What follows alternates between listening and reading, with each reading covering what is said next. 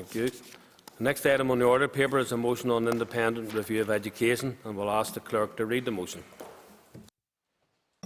That this Assembly calls on the Minister of Education to implement urgently the New Decade New Approach commitment to establish an external independent review of education provision, with a focus on greater efficiency in delivery costs, raising standards, access to the curriculum for all pupils, and an inclusive single education system. Thank you, and I call Chris Little to move the motion.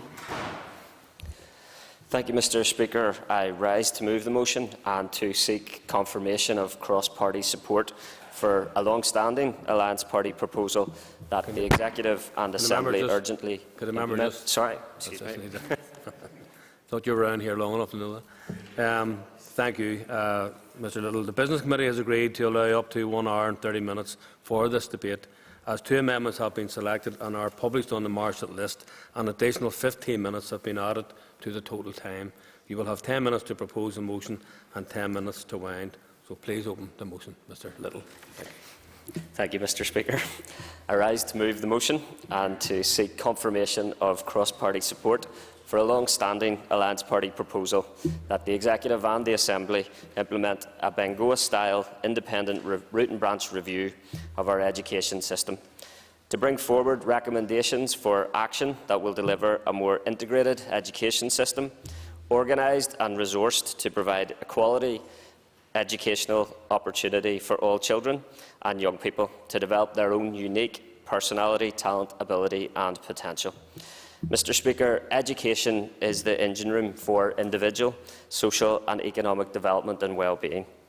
Yet our education system is in deep financial crisis. It is broke and broken. But this should shock no one in the Assembly.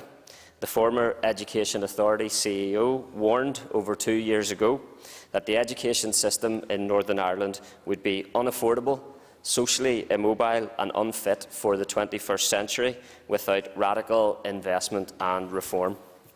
The Education Authority of Northern Ireland mission is to provide a high-quality education for every child.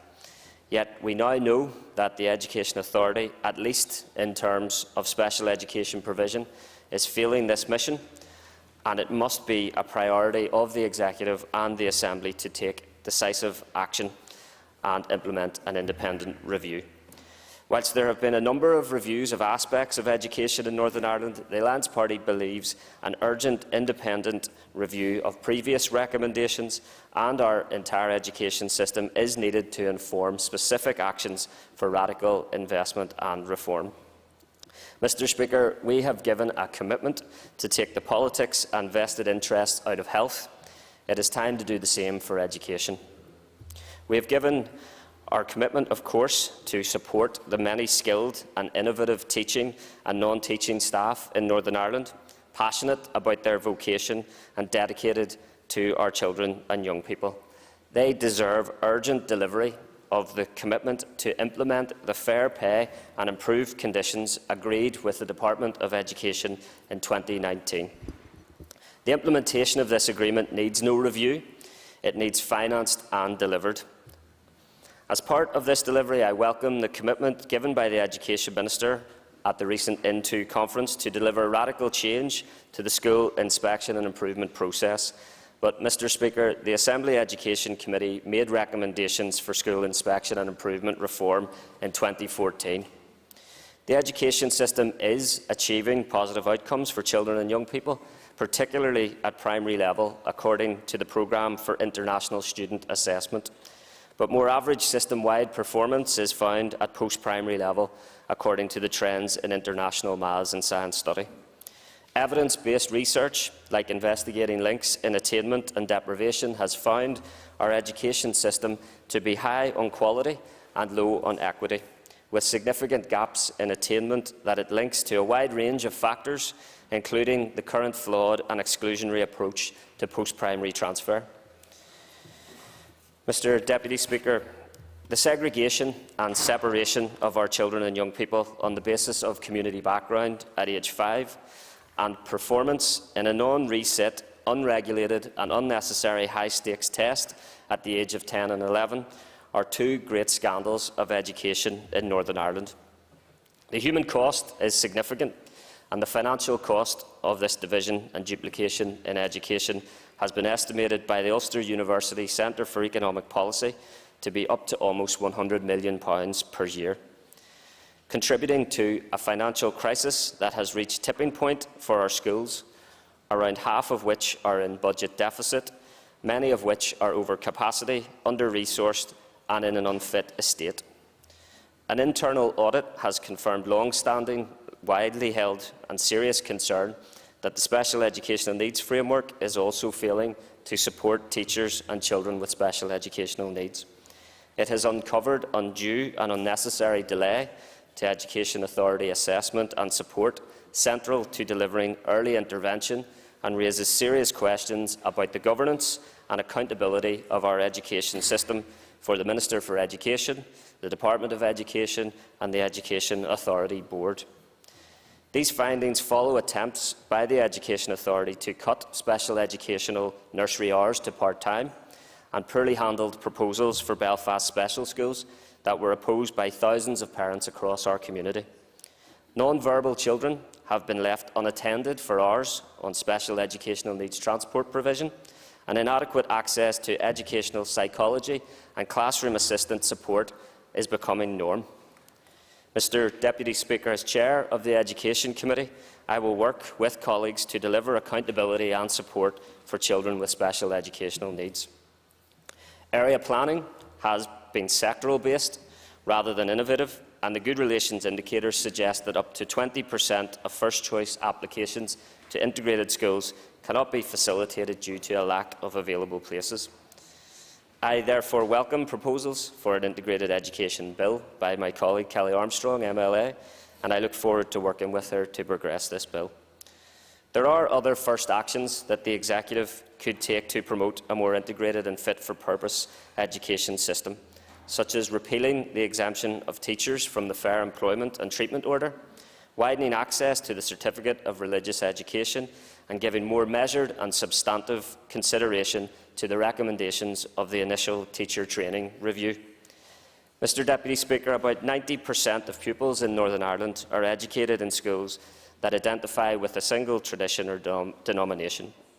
We have 2 planning authorities, 9 sectoral support organisations funded publicly, approximately 1,153 primary and post-primary schools, and about 36% of primary schools with fewer than 105 pupils. We pay over £100 million per year to transport pupils many times past local schools to schools of a different sector. The Department of Education has a budget second only to the Department of Health of about £2 billion per year. Yet papers recently submitted to the Assembly Education Committee by the Department of Education officials suggest resource and capital pressures of almost £1 billion per year for our education system in the financial year 2022 to 23. Years of underfunding, a lack of radical investment and reform have of course contributed to the scale of this financial challenge. The independent root and branch review of our education system must therefore be urgently implemented and report in a timely manner. Its building blocks should be giving children the best start in life, student attainment, inclusion, increased investment in teaching and classrooms and reconciliation. It should, I'll give way briefly. Listen carefully to the member. I'm not quite sure I don't want to misrepresent his vision, but the document, New Decade, talks about the diversity of school types being not sustainable. Is it the member's vision that we would simply have a controlled, integrated sector, no maintained sector, no Irish medium sector, and that there would be one state system which would be integrated in the sense it would be for everyone? Is that his vision?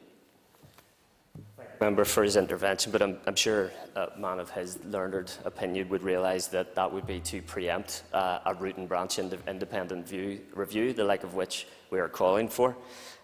It should, however, refer to radical reform for law, policy and practice, governance and administration, employment and recruitment, integrated, effective and efficient delivery, area planning, co-design and co-production with the community.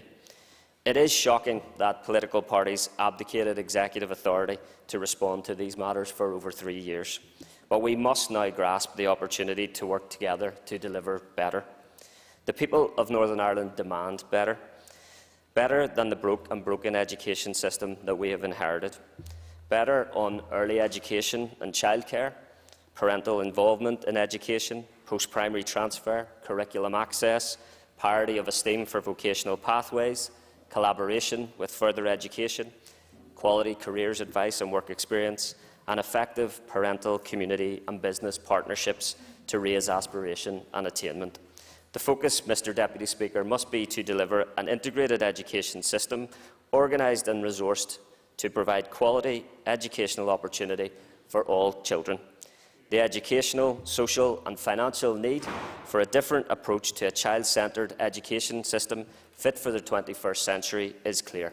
I ask the Assembly to support the motion.